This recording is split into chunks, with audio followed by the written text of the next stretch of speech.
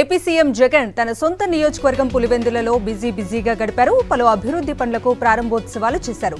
ముందుగా doctor YSR ప్రభుత్వ general ఆసుపత్రిని 500 కోట్లతో నిర్మించిన మెడికల్ కాలేజీని ప్రారంభించారు. అలాగే 20 కోట్ల రూపాయలతో ఏర్పాటు చేసిన బనానా ఇంటిగ్రేటెడ్ ప్యాకింగ్ హౌస్ ను ప్రారంభించారు సీఎం జగన్. అదేవిధంగా Birla group garment company phase 1 unit కు శ్రీకారం చుట్టారు సీఎం. విద్యుత్ వినియోగదారులకు AP electricity regulatory commission good news చెప్పింది. వరుసగా 5వ ఏడాది కరెంటు ఛార్జీలు పెంచడం లేదని ప్రకటించింది. 3 డిస్కంల పరిధిలో గృహ, వాణిజ్య, పరిశ్రమలకు సంబంధించిన విద్యుత్ టారిఫ్ను ప్రకటించిన ఈఆర్సీ రైల్వేకు మినహా ఏ వర్గానికి విద్యుత్ ఛార్జీలు పెంపుదల లేదని స్పష్టం చేసింది. టీడీపీ, జనసేన, బీజేపీ పొత్తులో భాగంగా సీట్ల సర్దుబాటు చర్చలు కొనసాగుతూనే ఉన్నాయి. దాదాపు 3.5 గంటలుగా చర్చలు జరుగుతున్నా ఏకాభిప్రాయం కుదరలేదు. చంద్రబాబు నివాసంలో జరుగుతున్న ఈ చర్చలకు కేంద్ర మంత్రి గజేంద్ర సింగ్ షెకావత్తో పాటు జాతీయ ఉపాధ్యక్షుడు బైజయంత్ పాండా హాజరయ్యారు. అయితే 8 పార్లమెంట్, 8 ఎమ్మెల్యే సీట్ల కోసం బీజేపీ పట్టుబడుతోంది. రాజ్యసభ సభ్యుడు జీవీఎల్ నరసింహారావుకు ఏపీ బీజేపీ మొండు చేయి చూపింది. బాలకృష్ణ అల్లుడు కోసం AP BJP chief Purandeswari GVL ను బలిపశువును చేసింది. అయితే మొదటి నుంచి విశాఖ పార్లమెంట్ స్థానం నుంచి పోటీ చేసేందుకు జీవీఎల్ ఆసక్తిగా ఉన్నారు. లోకేష్ తోడల్లుడు తన మేనకోడలు భర్త కోసం విశాఖ ఎంపీ స్థానాన్ని పురంధేశ్వరి వదులుకున్నట్లు తెలుస్తోంది. విశాఖ పశ్చిమ నియోజకవర్గంలో నేను సిద్ధం, నా బూతు సిద్ధం నినాదంతో వైఎస్ఆర్సీపీ కార్యకర్తల సమావేశం జరిగింది. మంత్రి గుడివాడ అమర్నాథ్, లోక్సభ అభ్యర్థి బొత్స ఝాన్సీ పాల్గొన్నారు. ప్రభుత్వ సంక్షేమ కార్యక్రమాలను ప్రతి ఇంటికి వెళ్లి వివరించాలని కార్యకర్తలకు దిశానిర్దేశం చేశారు. టీడీపీ అధినేత చంద్రబాబు ప్రజల్లో విశ్వాసం కోల్పోతున్నారు. చంద్రబాబు మాకొద్దంటూ ప్రజలు ఆయన పోస్టర్లను చించేస్తున్నారు. అనంతపురం జిల్లా కురకాలపల్లిలో టీడీపీ నేతలు బలవంతంగా అంటించిన పోస్టర్లను మహిళలు తొలగించారు. చంద్రబాబు, పవన్ కళ్యాణ్ దొంగ నాటకాలు ప్రజలకు తెలిసిపోయాయన్నారు శాప్ చైర్మన్ బైరెడ్డి సిద్ధార్థ రెడ్డి. నందికొట్కూరులో వైఎస్ఆర్సీపీ కార్యాలయాన్ని ప్రారంభించిన ఆయన స్థానిక బస్టాండ్ నుంచి భారీ ర్యాలీ నిర్వహించారు. చంద్రబాబు పొత్తుల కోసం పాకులాడుతున్నారంటూ విమర్శలు గుప్పించారు. అనకాపల్లి జిల్లాలో టీడీపీ నుంచి వైఎస్ఆర్సీపీలోకి భారీగా చేరికలొచ్చాయి. మాడుగుల మండలం చింతలూరు పంచాయతీకి చెందిన పలువురు టీడీపీ సానుభూతి కుటుంబాలు డిప్యూటీ సీఎం బూడి ముత్యాల నాయుడు సమక్షంలో వైఎస్ఆర్సీపీలోకి చేరారు. వీరికి కండువా కప్పి పార్టీలోకి సాదరంగా ఆహ్వానించారు డిప్యూటీ సీఎం ముత్యాల నాయుడు. అమ్మఒడి పథకంతో ప్రభుత్వ పాఠశాలల్లో చేరే విద్యార్థుల సంఖ్య పెరిగిందన్నారు కాకినాడ సిటీ ఎమ్మెల్యే ద్వారంపూడి చంద్రశేఖర్ రెడ్డి. నాడు నేడు పథకంలో భాగంగా సాలిపేట మున్సిపల్ బాలికల పాఠశాలలో నిర్మించిన తరగతి గదులను ఆయన ప్రారంభించారు.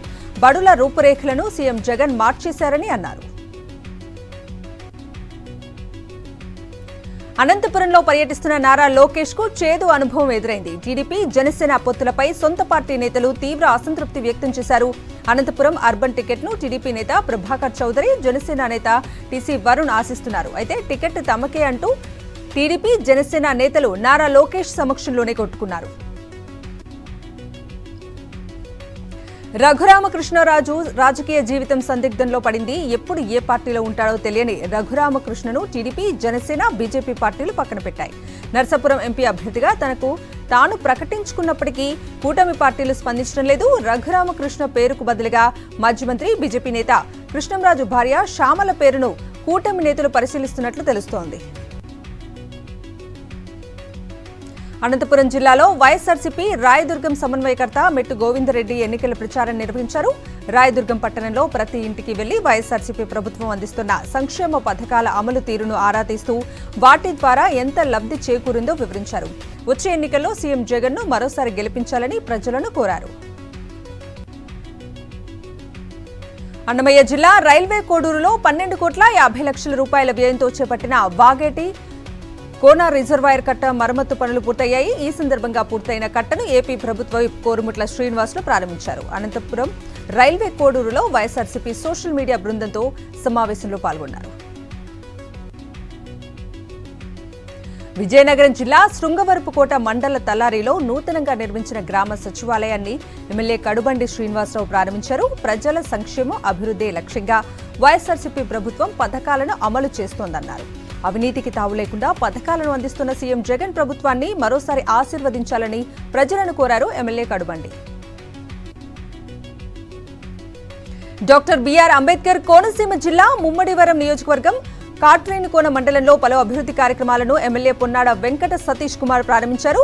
దొంతుకూరులో సీఎస్ఆర్ ఓఎన్జీసీ నిధులతో వాటర్ ట్యాంకు శంకుస్థాపన చేశారు. అనంతరం కాట్రేనికోన పంచాయతీ పరిధిలో రైతు భరోసా కేంద్రం, విలేజ్ క్లినిక్లను ప్రారంభించారు.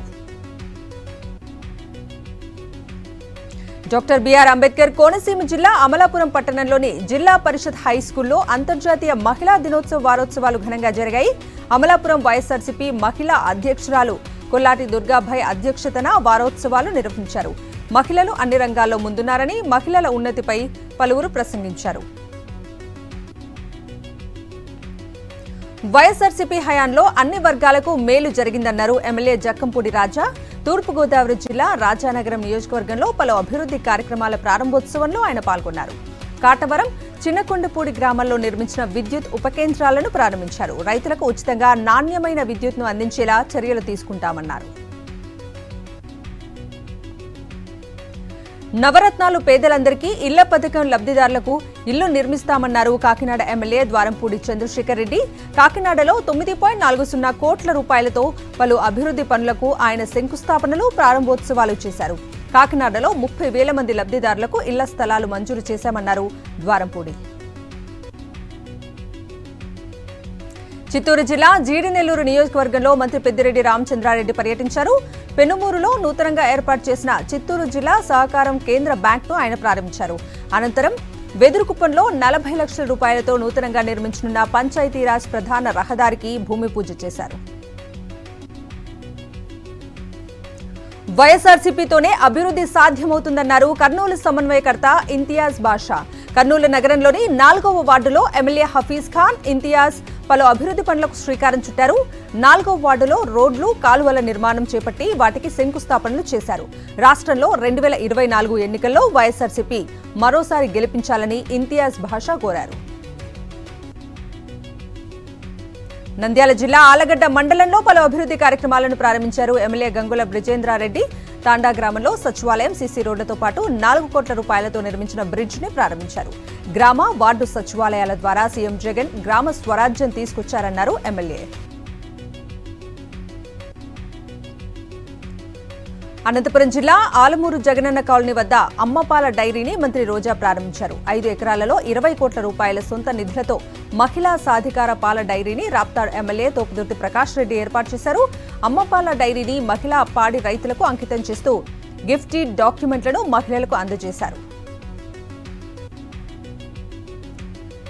రాయచోటి ఎమ్మెల్యే గడికోట శ్రీకాంత్ రెడ్డి ఎన్నికల ప్రచారాన్ని ప్రారంభించారు. ముందుగా అన్నమయ్య జిల్లా రాయచోటిలోని సయ్యద్ యూసఫ్ షా ఖాదిర్ దర్గాలో ప్రార్థనలు చేశారు. అనంతరం ఎన్నికల ప్రచారాన్ని ప్రారంభించారు. ఇంటింటికి వెళ్లి సీఎం జగన్ ను మరోసారి గెలిపించాలని కోరారు శ్రీకాంత్ రెడ్డి. తెలంగాణ ప్రభుత్వం మరో పథకానికి శ్రీకారం చుట్టింది. భద్రాచలంలో సీఎం రేవంత్ రెడ్డి ఇందిరమ్మ ఇళ్ల పథకాన్ని ప్రారంభించారు. ఇళ్ల నమూనాను ఆవిష్కరించారు.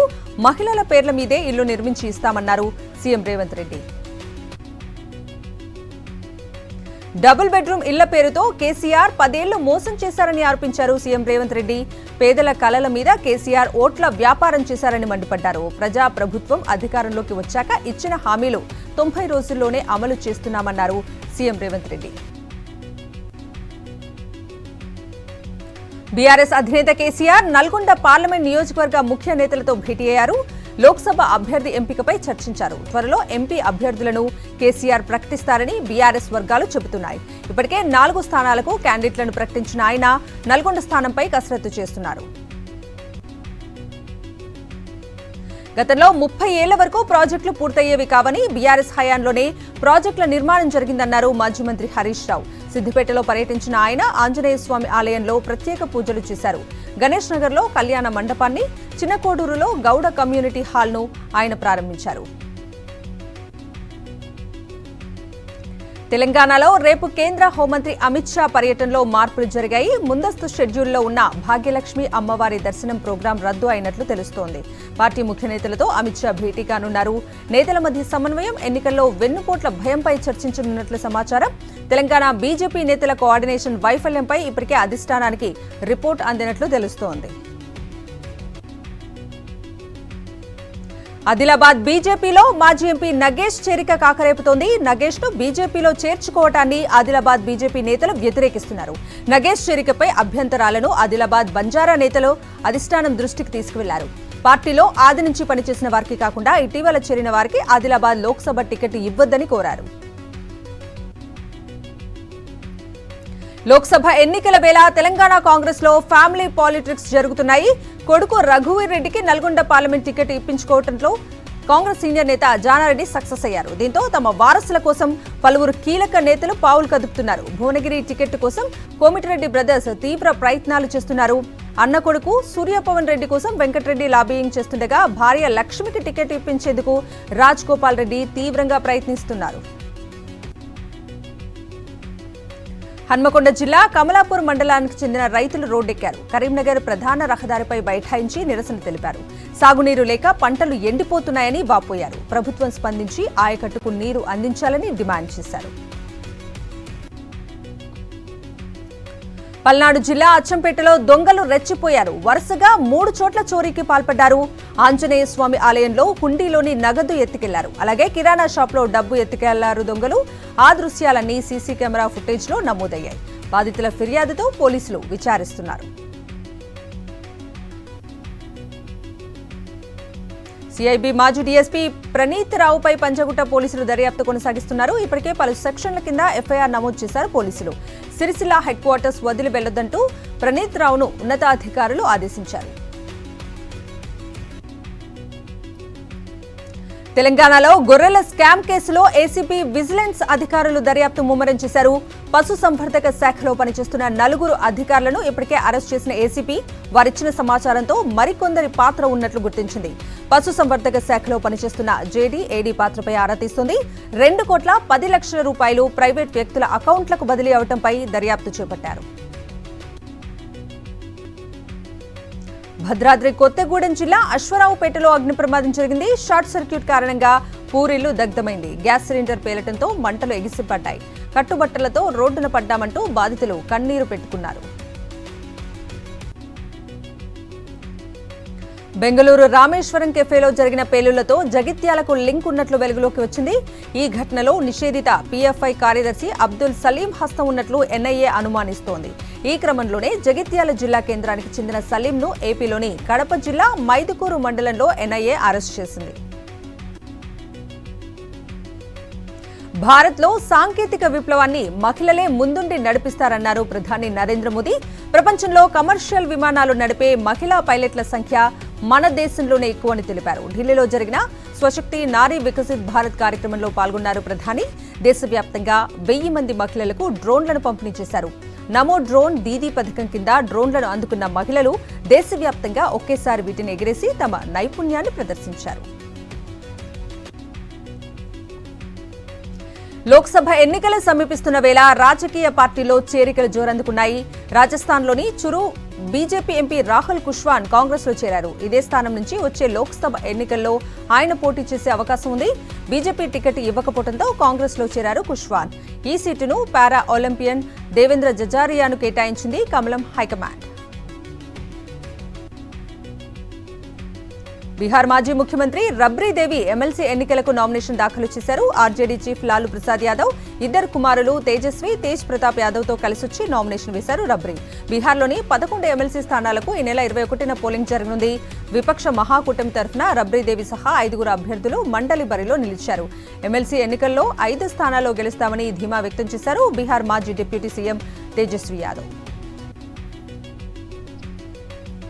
రామ జన్మభూమి అయోధ్యలో భక్తుల రద్దీ కొనసాగుతోంది. సామాన్యులతో పాటు సెలబ్రిటీలు బాలకరామ్ను దర్శించుకుంటున్నారు.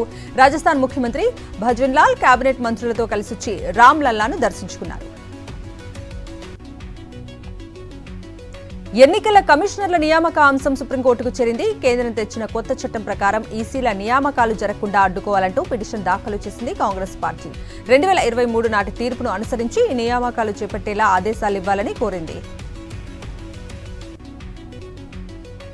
దేశీయ మార్కెట్లు భారీ నష్టాల్లో ముగిశాయి. సెన్సెక్స్ సూచీ 616 పాయింట్లు నష్టపోయాయి. అలాగే నిఫ్టీ కూడా 160 పాయింట్లు లాస్ అయ్యాయి.